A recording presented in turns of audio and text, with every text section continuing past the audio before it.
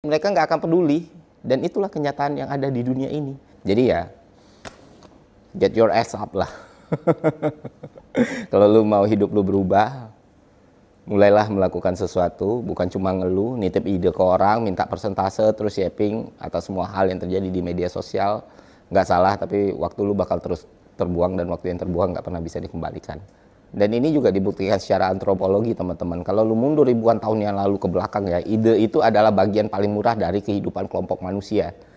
Suku pemburu peramu itu tidak menghargai orang yang punya ide hebat, karena yang mereka butuhkan adalah orang yang beneran berburu, orang yang bisa membuat alat, orang yang bisa memimpin migrasi, orang yang beneran menyediakan sesuatu, atau orang yang provide gitu.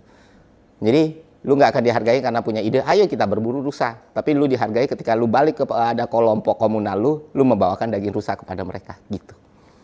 Dan dalam kelompok kecil, ide tanpa kontribusi itu ya noise. Bahkan dalam catatan etnografi ya, individu yang banyak omong tapi minim kontribusi itu biasanya dipandang sebagai beban sosial. Nah, lu mau masuk di situ atau enggak? Pilihan lu lah.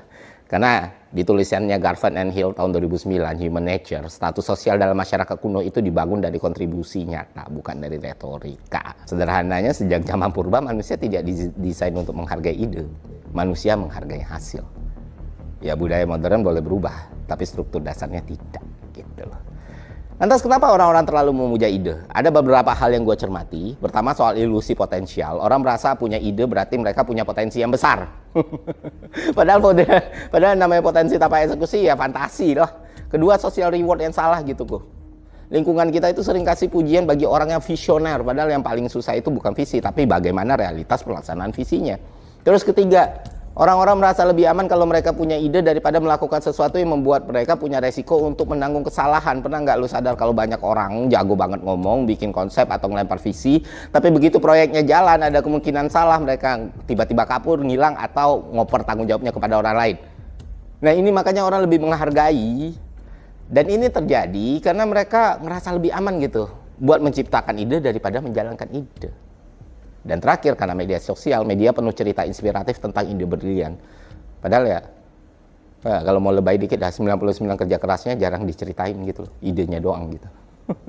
Dan akhirnya, itulah yang membuat pemujaan berlebihan kepada ide yang brilian gitu. Makanya dari dulu, gue nggak pernah nganggap menciptakan ide itu mahal, ide itu murah, ide itu lebih banyak daripada kacang goreng menurut gue.